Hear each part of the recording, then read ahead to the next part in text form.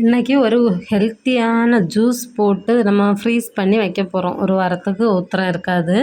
என்னென்னா daily juice அரைச்சி குடிக்க நமக்கு மடியாக இருக்கும்ல. அதான் என்னெல்லாம் எல்லாம் தேவையானதெல்லாம் எடுத்து வச்சுருக்கேன். வரிசையாக பார்ப்போம். ஃபஸ்ட்டு வந்து 3 லெமன் எடுத்திருந்தேன். அதை ஜூஸை வந்து புழிஞ்சிட்டு ஒரு லெமனோட தோலை மட்டும் உள்ளே சேர்த்துக்கலாம். 3ம் போட்டால் நல்ல கசப்பு கொடுத்துரும். அதனால் 1 போதும். அதுக்கப்புறமா பீட்ரூட்டு 2 பெரிய சைஸ் பீட்ரூட் எடுத்திருக்கேன். அதையும் வந்து உள்ளே சேர்த்துக்கலாம். இது வந்து ரொம்ப டேஸ்ட்டாலாம் இருக்காது. கொஞ்சம் கசப்பு தன்மையோடு தான் இருக்கும். அதுக்கப்புறம் ஒரு டேபிள் ஸ்பூன் அளவு இஞ்சி துண்டு. இஞ்சியை குட்டி குட்டியாக கட் பண்ணி எடுத்திருக்கேன். அடுத்து ஒரு கைப்பிடி அளவு புதினா வந்து க்ளீன் பண்ணி சேர்த்துக்கோங்க. அதுக்கப்புறம் வந்து நெல்லிக்காய் ஒரு 5 பெரிய சைஸ் நெல்லிக்காய் எடுத்திருக்கேன். அதையும் கட் பண்ணி சேர்த்துருக்கேன். ஒரு 10 கொத்து கருவேப்பிலை எடுத்திருக்கேன். அதையும் க்ளீன் பண்ணிவிட்டு உள்ளே சேர்த்துருக்கேன். அதுக்கப்புறம் கொஞ்சமாக தண்ணி சேர்த்து நல்லா அரைச்சி எடுத்துக்கலாம்.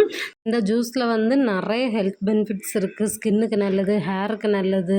அதுக்கப்புறம் வந்து பிளட்டை சுத்தப்படுத்தும். யூரினில் என்ன இன்ஃபெக்ஷன் இருந்தாலும் அதை வந்து ப்யூரிஃபை பண்ணும். எல்லாத்துக்குமே நல்லது. நீங்கள் வந்து முடிகிறவங்க ட்ரை பண்ணுங்கள். அதுக்கப்புறமா அரைச்சி வடிகட்டி எடுத்துட்டேன். அப்படியே இருந்தால் குடிக்க முடியாது. கொஞ்சமாக ஹனி சேர்த்துருக்கேன். ஹனி சேர்க்குறதுனால டேஸ்ட்டாக இனிப்பாலாம் மாறாது. லைட்டாக சேர்த்துருக்கேன். அதுக்கப்புறம் வந்து இந்த கஸ்கஸ் இருக்குல்ல, சப்ஜா சீட்ஸ் அது வந்து ஊற போட்டு அதுவும் கொஞ்சம் சேர்த்துருக்கேன். ஒரு 1/2 டீஸ்பூன் மட்டும்.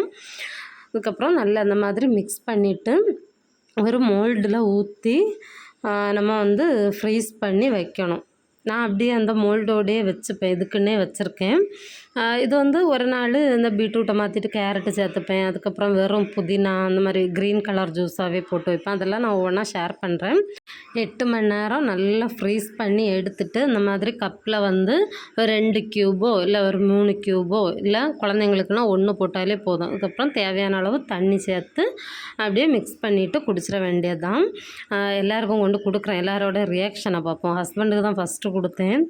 அது வந்து லைட்டாக அந்த கசப்பு கருவேப்பிலையெல்லாம் சேர்க்குறதுனால கொஞ்சம் ஒரு கசப்பு தன்மையோடு தான் இருக்கும். ரியாக்ஷனை பாருங்கள். கொடுத்தேன். அதுக்கப்புறம் குடிச்சிட்டாங்க. காலையில் வந்து வெறும் வயிற்றில் குடிக்கக்கூடாது. ஒரு டம்ளர் தண்ணி குடிச்சிட்டு அதுக்கப்புறமா குடிங்க. ஏன்னா லெமன்லாம் சேர்த்துருக்கோம். சிட்ரிக் ஆசிட் வந்து ஃபஸ்ட்டு காலையில் வெறும் வயிற்றில் எடுக்கக்கூடாது. அதுக்கப்புறம் குழந்தைங்களுக்கும் கலக்கி கொடுத்தேன். அவங்களும் 2 பேருமே சமத்தா குடிச்சிட்டாங்க. பிள்ளைங்களுக்கு வந்து 1 க்யூபு போட்டு தான் கலக்கி கொடுத்துருக்கேன். அதனால் பெரிய அளவில் கசப்பு இல்லை. நீங்களும் பிடிச்சிருந்தா ட்ரை பண்ணி பாருங்கள். பாய்.